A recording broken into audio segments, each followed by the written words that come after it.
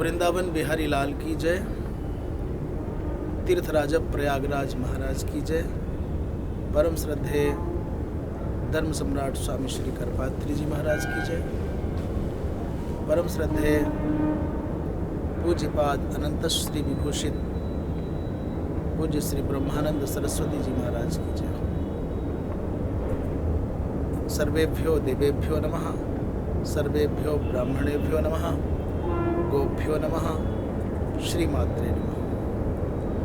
आज अथ ब्रह्मानंद कथा का सप्तम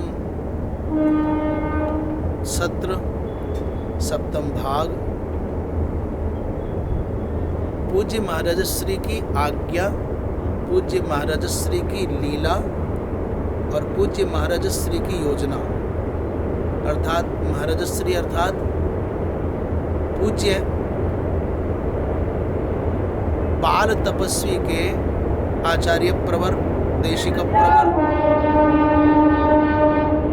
परम श्रद्धेय स्वामी श्री कृष्णानंद सरस्वती जी महाराज की आज्ञा, लीला और योजना के अंतर्गत हमने पिछले भाग में जाना था कि बाल तपस्वी को पूज्य महाराज श्री ने बड़ी युक्ति से एकांतिक साधना में भेजा है। जब तक व्यक्ति को सांसारिक आलंबन का, सांसारिक आश्रय का,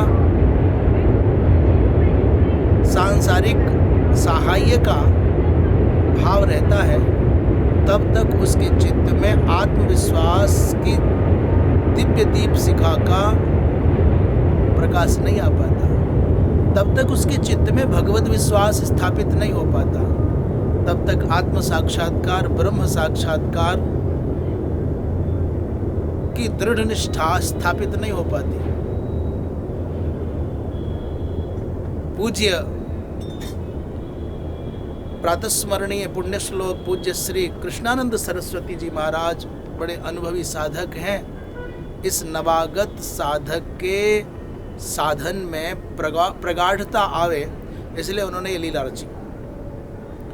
यहाँ एक भाव है, श्री सद्गुरु को संतोष हुआ। इस छोटी सी अवस्था के तपस्वी में कैसी अद्भुत संभावना छिपी है। तो श्री सद्गुरु को संतोष हुआ बालक की गुरु निष्ठा पर। इस बालक में गुरु निष्ठा बड़ी अनुपम है। और एक निवेदन करें, सच में आध्यात्मिक प्रगति तब तक संभव नहीं है किसी भी व्यक्ति की, जब तक उसके जीवन में गुरु के प्रति श्रद्धा और विश्वास सुदृढ़ न हो। अपने आचार्य चरण का प्रत्येक निर्णय मेरे लिए वेद वाक्य के समान है, वो भले ही मुझको मेरे प्रतिकूल प्रतीत होता हो। तात्कालिक परिस्थितियों में भले ही उनका व्यवहार बहुत निष्ठुरता से भरा हुआ प्रतीत होता हो, निर्दयता से भरा हुआ प्रतीत होता हो, भले ही उपेक्षात्मक दृष्टि से मुझे देखा जा रहा हो, भले ही तिरस्कार की भावना से मेरे साथ दुर्व्यवहार किया जा रहा हो, अथवा बिना किसी प्रत्यक्ष अपराध के दंडित किया जा रहा हो, इतना होने पर भी दृढ़ विश्वास होगा। तो ये बात लिख लीजिए, तुम्हारा ही इस धरती पर प्रकाश होगा, तुम्हारा ही आध्यात्मिक विकास होगा। और आप अपने अहंकार में, अपनी मनोवृत्तियों के पास में बंधे हुए हर बात पर संशय करोगे, हर बात को अपने ढंग से देखना चाहोगे, समझना चाहोगे, दिखाना चाहोगे, समझाना चाहोगे और बताना चाहोगे, जताना चाहोगे, तो फिर आप भी न रहोगे और नीचे आ जाओगे। गोस्वामी श्री तुलसीदास जी महाराज ने कलि पावनावतार पूज्यपाद गोस्वामी श्री तुलसीदास जी महाराज ने कहा कि श्रद्धा और विश्वास ये दो ऐसे अनुपम रत्न है मनुष्य के पास कि इन दोनों के बिना मनुष्य की दरिद्रता जा ही नहीं सकती है। तो क्या है श्रद्धा और क्या है विश्वास? तो बाबा तुलसीदास जी महाराज ने कहा है, श्रद्धा है भगवती माँ भवानी और विश्वास है भगवान सदाशिव। भवानी शंकरो वंदे श्रद्धा विश्वास रूपिणौ याभ्याम विना न पश्यन्ति श्रद्धा सिद्धा स्वांतस्थम ईश्वरम। बड़े बड़े सिद्ध भी, बड़े बड़े अद्भुत कोटि के साधक मनीषी भी याभ्याम बिना माने श्रद्धा विश्वासाभ्याम बिना, श्रद्धा और विश्वास के बिना स्वांतस्थम ईश्वरम, अपने हृदय में ही उल्लसित होने वाले उस परासत्ता को, ईश्वर को देख नहीं सकते हैं। इसलिए अंतस्थ परमात्मा का साक्षात्कार करना है तो श्रद्धा और विश्वास चाहिए। और श्रद्धा और विश्वास का जो प्रकाश है, जो अनुपम रत्न है, अनमोल रत्न है, ये आता है गुरु निष्ठा से, गुरु सेवा से, गुरु शुश्रूषा से, गुरु के अनुग्रह से। इसलिए तुलसीदास जी महाराज बड़ी दृढ़ता के साथ में कहते हैं कि गुरु बिन भवनिधि तरहि न कोई, और जो विरंच शंकर सम होई। इसलिए श्री सद्गुरु को संतोष हुआ बालक की गुरु निष्ठा पर, मन में ठान लिया क्षण में। तो गुरुदेव ने उस बालक की पात्रता को देखा, मन में ठान लिया क्षण में इसको ले जाना उच्च प्रतिष्ठा पर। इस बालक की सत्पात्रता को ध्यान में रख करके गुरुदेव ने मन में संकल्प कर लिया कि इसको उच्च प्रतिष्ठा पर ले जाना है, सनातन का इसके माध्यम से बहुत काम करवाना है। एक बात बतावें, गुरु कोई भी कार्य करने की अनुमति देते हैं, आज्ञा देते हैं, किसी भी कार्य में किसी शिष्य को पात्र मान करके संलग्न करते हैं, तो भले ही उस शिष्य को, साधक को, सेवक को लगता हो कि मेरी पात्रता नहीं, मेरी सामर्थ्य नहीं, मेरी योग्यता नहीं, तो इतना स्मरण रखना, गुरुदेव ने आज्ञा दी है तो वो इस आज्ञा के पालन की युक्ति और योग्यता, शक्ति और सामर्थ्य भी देंगे। हाँ, तुम में नहीं है पात्रता, तुमको लगता है ये अच्छा है, दैन्य है, परंतु आपको अपने गुरु की आज्ञा पर विश्वास है तो ये लिख करके रख लीजिए। आज्ञा देते ही देते उन शब्दों के माध्यम से गुरु आपके चित्त में उस कार्य को संपन्न करने के लिए, उस आज्ञा का पालन करने के लिए, उसको साकार करने के लिए आपको शक्ति और सामर्थ्य दोनों देंगे, युक्ति और योग्यता दोनों देंगे। अब गुरुदेव को ये कार्य कराना है, इसलिए मुझको चुना है, करने कराने वाले गुरुदेव हैं, मैं तो केवल निमित्त मात्र हूँ। इस भाव से जो गुरु के प्रत्येक वचन को मंत्रवत स्वीकार करता है वो व्यक्ति बहुत आगे बढ़ जाता है। इसको ले जाना उच्च प्रतिष्ठा पर। इसलिए वो जो लीला रची गई कि बालक को उस गुफा में स्थान पर पहुंचाना है, बड़ा एकांत था, जाने में तो कोई बात थी नहीं, योजना ही थी, युक्ति ही थी। एकांतिक, अनालंब, निरालंब भाव से आत्म साक्षात्कार की, स्वावलंबी होने की और संसार की इन वैशाखियों को छोड़ करके अपने ही बल पर आगे बढ़ने की योग्यता की। साधन सच्ची कुंजिका देती गांठें खोल। साधन वो चाहे संध्या वंदन हो, चाहे मंत्र जप हो, या मनन हो, या श्रवण हो, या ध्यान, योग, समाधि, अनुष्ठान हो, प्राणायाम हो, या कोई स्तोत्रों का पाठ हो, या षोडशोपचार देवार्चन हो, ये साधन सच्ची कुंजिका, वास्तविक कुंजिका, वास्तविक चाबी साधन है। देती गांठें खोल, अंतर मन की सब गांठों को खोल देती है। शास्त्र ज्ञान से श्रेष्ठ है। इसलिए शास्त्रों के शब्दार्थक ज्ञान की अपेक्षा क्या श्रेष्ठ है? बोले तप समाधि अनमोल। इसलिए तपस्या और समाधि अनमोल है। यहाँ तात्पर्य शास्त्र ज्ञान को निकृष्ट बताना उद्देश्य नहीं है। यहाँ ये जो कथन किया जा रहा है, जो कहा जा रहा है, इसका उद्देश्य ऐसा नहीं है कि हम शास्त्र ज्ञान को, स्वाध्याय को, अध्ययन को, अध्यापन को कोई लघु बता रहे हैं। नहीं नहीं, यहाँ तात्पर्य है तप और समाधि की महत्ता स्थापित करने में। ये समझ ले बात। तो जाते जाते बालक ने कहा, भगवान जो आपका आदेश, जो आपकी आज्ञा, आपके अनुग्रह की छाँव में बालक सदा अनुशासित रहेगा। तो कहने लगे भगवान कदाचित आने का मन हो, दर्शन श्री चरणों के दर्शन करने की भावना बने तो क्या करूं? आपके दर्शन के बिना विह्वल हो करके विरहाग्नि में तप करके यदि आपके श्री चरणों के दर्शन की भावना तीव्र हो, लालसा हो तो क्या करूं? तो गुरुदेव ने कहा यहाँ से तुम 3 मील की दूरी पर हो और जब कभी तुम्हारा मन करे तो 7 दिन के अंतर्गत 7 दिन में प्रति सप्ताह में 1 दिन किसी दिन यहाँ आकर के तुम अल्पकाल के लिए दर्शन कर सकते हो, आ सकते हो। संध्या के समय चले जाया करना 7 दिन में और रात्रि यहाँ बिता करके प्रातःकाल चले जाया करना। गुरुदेव की लीला देखो कैसी अद्भुत है।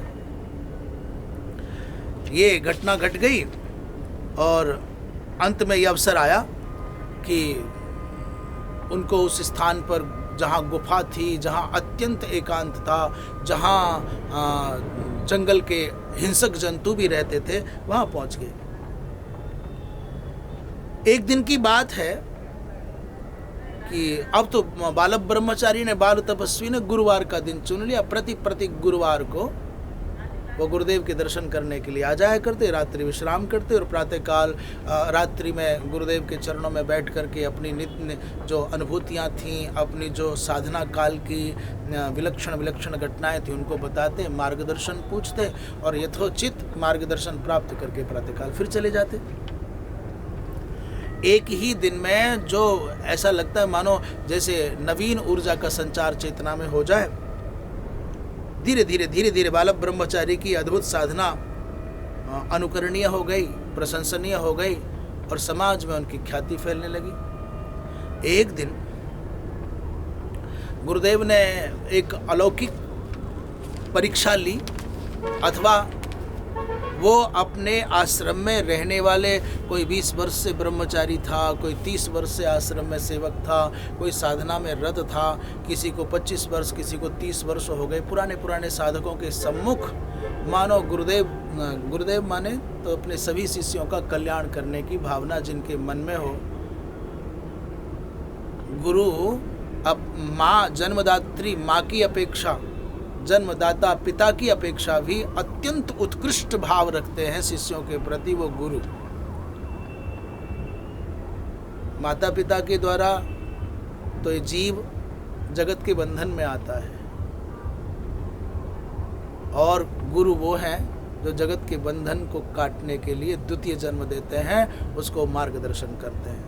तो तीनों उपकारी, ऐसा नहीं है कि माता पिता लघु हैं, कनिष्ठ हैं, अवर हैं, गुरु, ऐसा हमारा उद्देश्य नहीं है। बस भाव कहने का यह है कि माता पिता के कारण शरीर प्राप्त होता है, जीव को जगत की यात्रा पर चल पड़ता है, विभिन्न प्रकार के मायावी बंधनों में बंधता है और गुरु उन माया के बंधनों का छेदन करते हैं, देह भाव का छेदन करते हैं, दिव्य भाव का, आत्म भाव का, देही भाव का उदय होता है गुरु के अनुग्रह से। इसलिए तो एक बार क्या गुरुदेव ने एक लीला रच दी किसी शिष्य को, सेवक को। क्यों करना चाहते हैं इसका उत्तर हमने दे दिया। ऐसा लीला क्यों कर रहे हैं? तो जो बहुत वर्षों से 10 साल, 20 साल, 30 साल, 25 साल, 50 साल से लोग जो साधक हैं वहाँ उनकी यथोचित प्रगति नहीं हुई आध्यात्मिक पथ पर हैं, लगे हैं, उनको भी प्रेरणा मिले, जागृति हो और इस लघु वयस बालक के उस दिव्य साधना पथ का भी प्रकाश हो, इस भाव से लीला रची। एक सेवक को भेज करके बालक ब्रह्मचारी, बाल तपस्वी ब्रह्मानंद ब्रह्म चैतन्य ब्रह्मचारी से गुरुदेव ने कहा, पूछवाया कि हम तुम्हारी गुफा पर, तुम्हारे आश्रम पर आना चाहते हैं कुछ दिन के लिए। तो वो सेवक गया और सेवक ने कहा कि गुरुदेव ने आदेश दिया है, मुझको गुरुदेव ने भेजा है और पूछा है कि भाई हम तुम्हारी गुफा पर, तुम्हारे आश्रम पर कुछ दिन रहना चाहते, स्थान खाली है कि नहीं।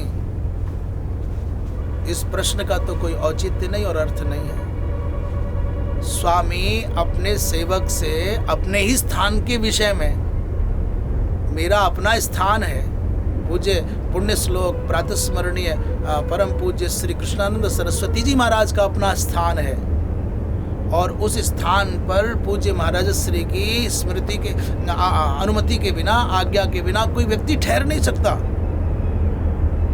और उस स्थान के बारे में उनको सब कुछ पता है, कितने कक्ष खाली हैं, कितने भरे हैं, कौन कौन वहाँ है। एकमात्र बाल ब्रह्मचारी, बाल तपस्वी ब्रह्म चैतन्य ब्रह्मचारी वहाँ है। उसके अतिरिक्त सारे कक्ष जो भी हैं वहाँ वो सब रिक्त हैं। तो ये प्रश्न पूछवाया जाना कि स्थान खाली है क्या, हम आना चाहते हैं, इस प्रश्न को सुनते ही बाल ब्रह्मचारी ने कह दिया कि नहीं, यहाँ स्थान खाली नहीं है, सब भरा है।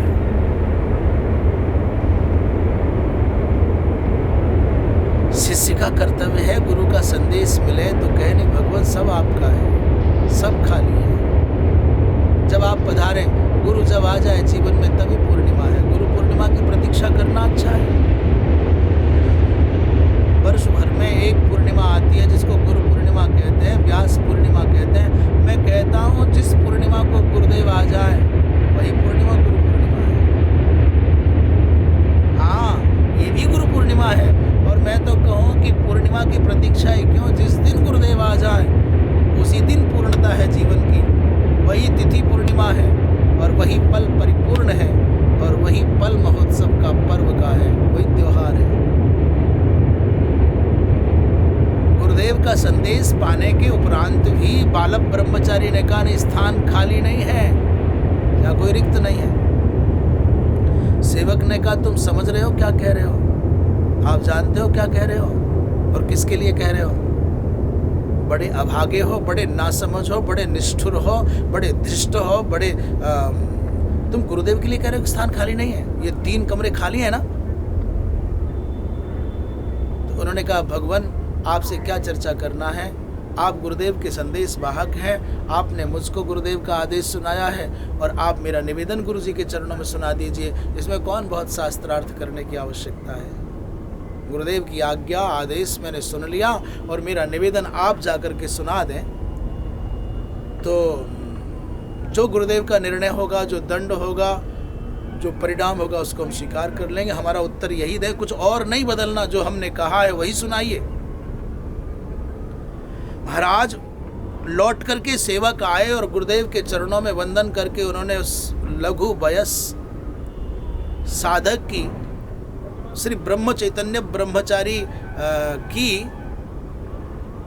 इस बात को यथोचित भाव से, यथावत भाव से सुना दिया। महाराज देखिए कितना मूर्खता भरा कार्य किया है। आप जैसे महापुरुष वहां जाने की अनुमति लेना चाहते हैं, कितने आश्चर्य की बात है। आपको अनुमति की आवश्यकता, आपको पहुंच जाना चाहिए, आपका अपना स्थान है। स्वामी आप हैं, वो सेवक स्वामी नहीं है। और उस मूर्ख ने कहलाया कि नहीं स्थान खाली नहीं, जबकि कक्ष तो खाली है। तो महाराज दूत ने आकर के सुनाया तो गुरुदेव ने बड़े मनोयोग से, बड़े अंदर ही अंदर बहुत आनंद आ रहा है इन शब्दों को सुनकर के। परंतु आश्रम के जो बहुत सारे पुराने से पुराने लोग थे, उन्होंने कहा कल परसों का ये लड़का आया है और इसका इतना साहस हो गया कि गुरुदेव के लिए कहता है कि आपके लिए स्थान खाली नहीं है, यहाँ स्थान खाली नहीं, पहले से भरा हुआ है। तो जो उस बालक की प्रगति से, प्रतिष्ठा से, गुरुनिष्ठा से, उस प्रसिद्धि से, उस विख्याति से पीड़ित थे, उनको मौका लग गया, उनको अवसर मिल गया। और उन्होंने कहा महाराज आप आज्ञा करें, हम 1 मिनट में उसका सब सामान उठा करके फेंक देते हैं वहाँ से, और जब आप चलना चाहें तब चले, आप मालिक हैं।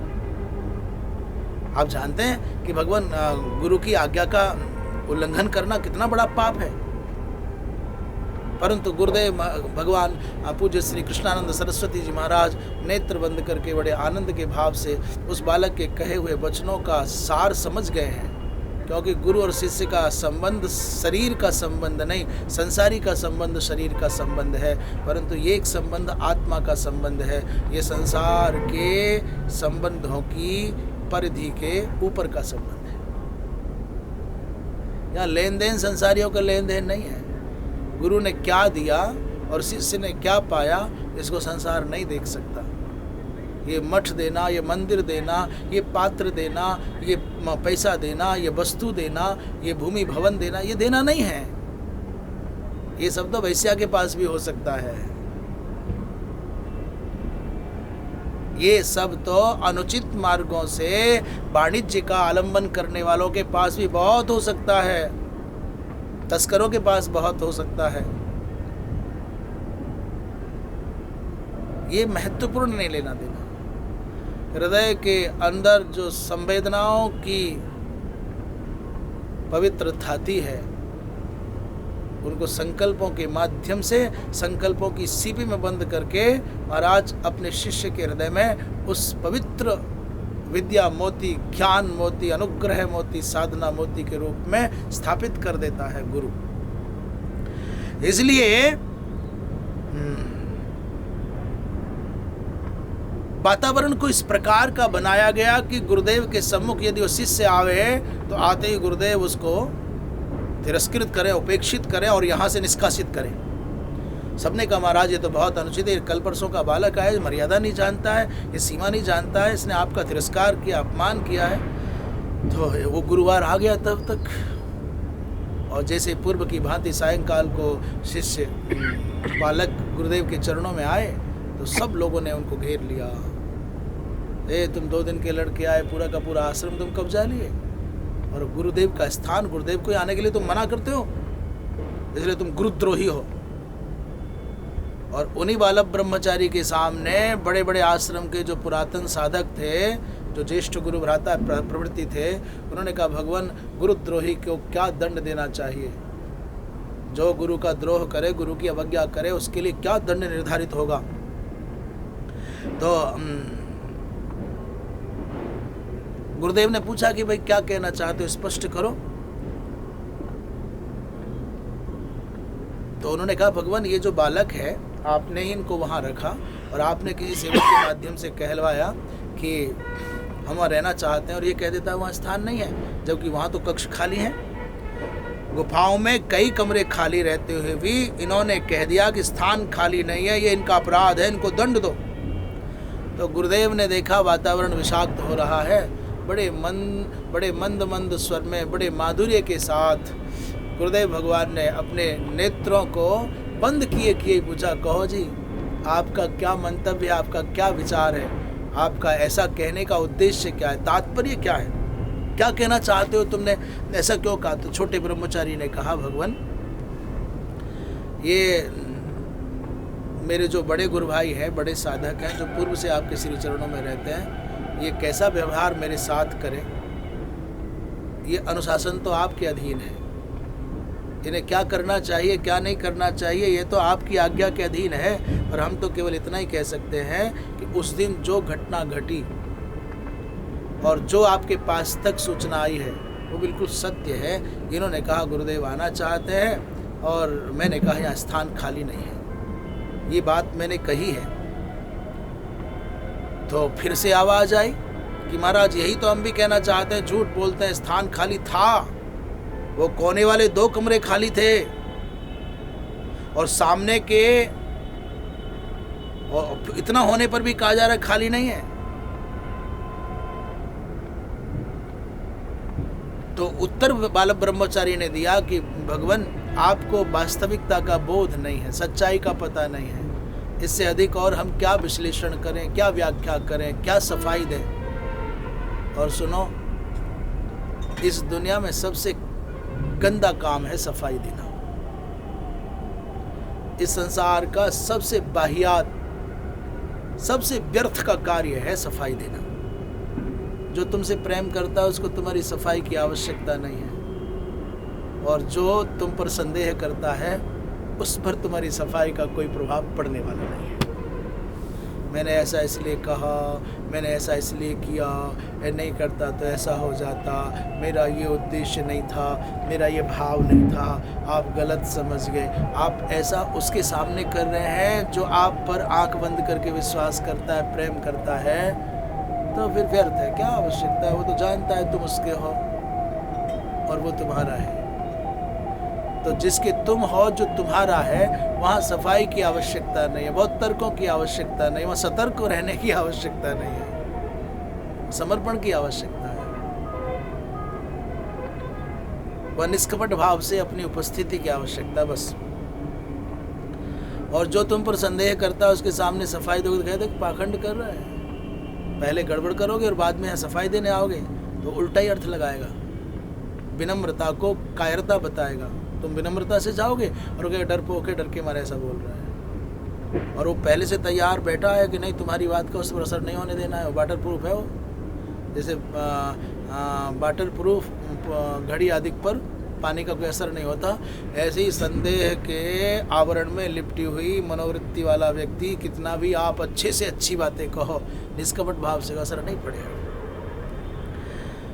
तो पूज्य गुरुदेव ने, पूज्य महाराज श्री ने अर्थात पूज्य श्री कृष्णानंद सरस्वती जी महाराज ने कहा अच्छा ठीक है, तो जाने दीजिए, ये समझते नहीं हैं तो तुम दूसरे ढंग से समझा दो, कहना क्या चाहते हो। महाराज श्री जी ने कहा कि भगवान अब क्या कहें, आपके श्री चरणों में प्रार्थना करने की भी योग्यता हमें नहीं है। आपके सम्मुख हम कुछ बोल सकें ये हमारी सामर्थ्य नहीं है, और हम सत्य कहते हैं हम में इतनी सामर्थ्य नहीं कि इनको समझा पाए। तो पूज्य महाराज श्री तो तैयार बैठे थे, अर्थात पूज्य कृष्णानंद सरस्वती जी महाराज तैयार बैठे थे कि आज तो ये पर्दा खुल जाना चाहिए। उन्होंने कहा छोड़ो इनको मत समझाओ, हमको ही समझा दीजिए। आपका ये कहा जाना कि यहाँ स्थान खाली नहीं है, इसका रहस्य क्या है, इसका तात्पर्य क्या है, ये कहने का उद्देश्य क्या है, जबकि आप भी मानते हैं और ये भी मानते हैं कि 2 कमरे वहाँ खाली थे। तो इनको मत समझाओ, इनको मत बताओ, हमको ही बता दीजिए। तो छोटे ब्रह्मचारी ने कहा भगवान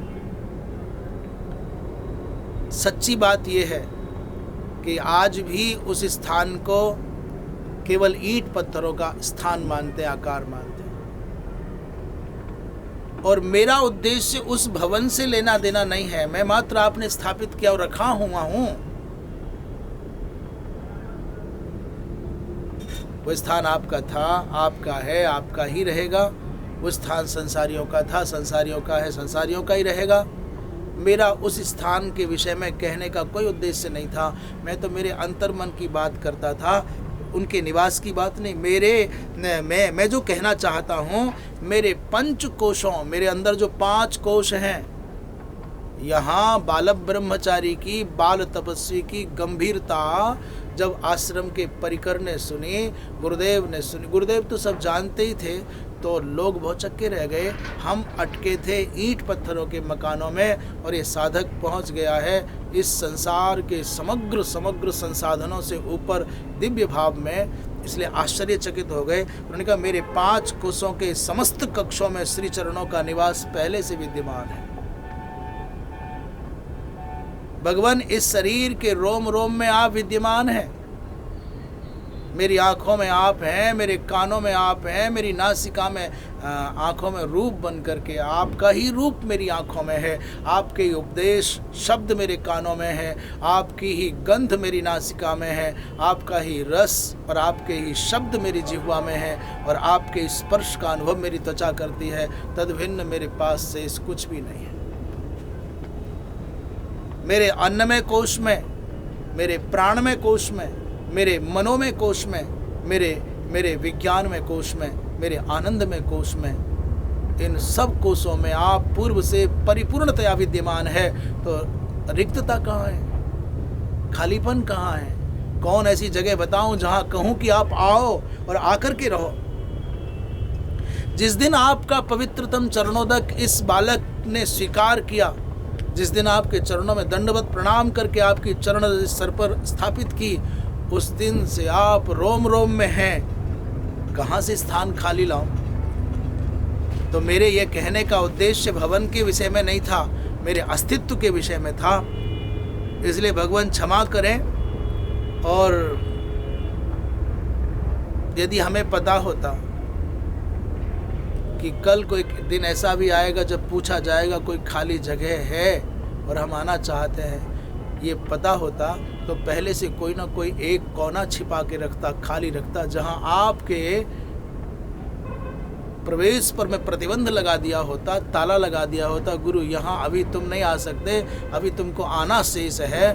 तो समझ में आता भगवान मुझको ये ईंट पत्थरों के भवनों से मुझे क्या प्रयोजन है, आप यहाँ परिपूर्ण हैं। बाहर के संसार के स्थानों पर आप आवें या न आवें, उससे मेरा क्या प्रयोजन सधेगा, पर मेरे अंदर तो आप इतना कहा। और ब्रह्मचारी जी महाराज ये कह करके मौन हो गए, बड़े शांत भाव से नेत्र बंद कर लिए, परंतु उनके मुख मुद्रा पर थोड़ा सा उदासीनता का भाव आ गया। इतना कह तो गए आवेश में, जोश में, गुरुदेव को ये तो जता दिया, बता दिया कि आप और मैं भिन्न नहीं हैं, अभिन्न हो गए, एकाकार हो गए हैं। पर ये बताने के बाद मन को माने पीड़ा हो गई, वेदना हो गई। आज मानो मेरी निजी संपत्ति लुट गई हो, मेरी समग्र संपदा लुट गई हो।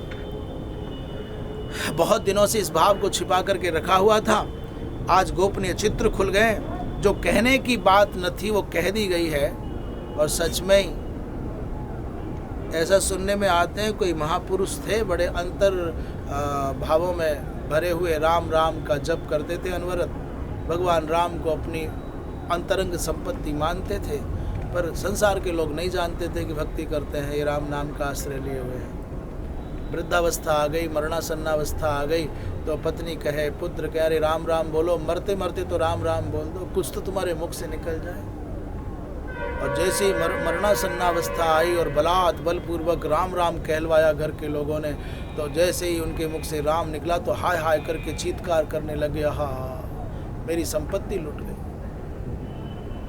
लोगों ने कहा राम कहने पर तो खुश होना चाहिए, घर के लोग प्रसन्न हो गए, रो रहे हैं। लोगों ने पूछा क्या बात है, रोते क्यों? बोले जिस संपत्ति को मैंने इतने वर्षों से छुपा कर के अंदर रखा था, आज वो प्रकाशित हो गई, आज वो मेरे मुंह से राम नाम मेरे मुंह से निकल गया, मेरे मुंह में रहना चाहिए था। तो ऐसे ही उस अनमोल रत्न को बाहर जाने पर बड़ा संकोच है, बड़ी लज्जा है। इस संसार को क्या बताना कि हम अच्छे हैं कि बुरे हैं। अच्छा है, हे दुनिया वालों, हे संसार के संसारी संबंधियों, हे अनुबंधियों, हे प्रतिबंधियों, हे परिपंथियों, हे अनुकूल और प्रतिकूल वृत्तियां रखने वाले महानुभावों, हम आपको कोटि कोटि बार वंदन करते हैं। आप लाख कहो कि हम पापी हैं, अधम हैं, हमारे आचरण निंद्य हैं, हमारा जीवन धरा पर भार है। तुम्हारी मनोवृत्तियां तुम्हें ही हम बंधन के साथ में लौटा देते हैं। तुम्हारी तालियों से भी इस शरीर का, इस अस्तित्व का कुछ बनना नहीं है, और तुम्हारी गालियों से भी शरीर का, इस अस्तित्व का कुछ बिगड़ना नहीं है। ये तो जैसा बनना था बन गया, और जैसा बिगड़ना था बिगड़ गया। तो क्या दुनिया की तालियां और क्या दुनिया की गालियां, क्या संसार की प्रशंसा और क्या संसार की निंदा, क्या यहाँ तिरस्कार क्या पुरस्कार। ये तुम्हारा ही बोया हुआ बीज है, आज बो रहे हो तो कल काटोगे, कल बो करके आए थे उसे आज काट रहे हो, इसमें मेरा क्या? मेरा भी यही है, मैंने जो कल बोया था वो आज काट रहा हूँ, आज जो बो रहा हूँ वो कल पाऊँगा। इसलिए तुमको तुम्हारे सारे भाव तुम्ही को समर्पित है। अब तो आत्मसमर्पण की इस गंभीर मुद्रा को देखा तो गुरुदेव भी एकदम गंभीर हो गए। इस बालक के नेत्रों से टप टप आंसुओं की बूंदें छलकने नीचे नीचे गिरने लगी। गुरुदेव ने सबको वहां से हटा दिया, जाओ सब जाओ। एक एक करके सब चले गए, नहीं गया तो वही बाल तपस्वी नहीं गया। सब लोगों के चले जाने के बाद ये ब्रह्मचारी गए नहीं, तो पूछा कि बात क्या है। उसने कहा भगवान, ये संसार के सम्मुख अपने मन के भावों को व्यक्त करना मुझे अपराध लग रहा है, मुझे दोष लग गया। गुप्त प्रेम सखी सदा दुरैये, अपने अंतरंग गुप्त प्रेम को सदा छिपा करके रखना चाहिए, संसार के सामने अच्छाई प्रकाशित ना हो। इसलिए भगवान मुझे अपराध हो गया है, मेरे गोपनीय विषय का प्रकाशन हो गया है, मुझसे जो अपराध हुआ इसका प्रायश्चित्त बता मैं भगवान। तो गुरुदेव ने कहा वत्स, तुमने जो कुछ कहा और किया वो हमारी आज्ञा से कहा और हमारी आज्ञा से किया है, इसलिए तुमको कोई दोष नहीं लगेगा, तुम निश्चिंत रहो।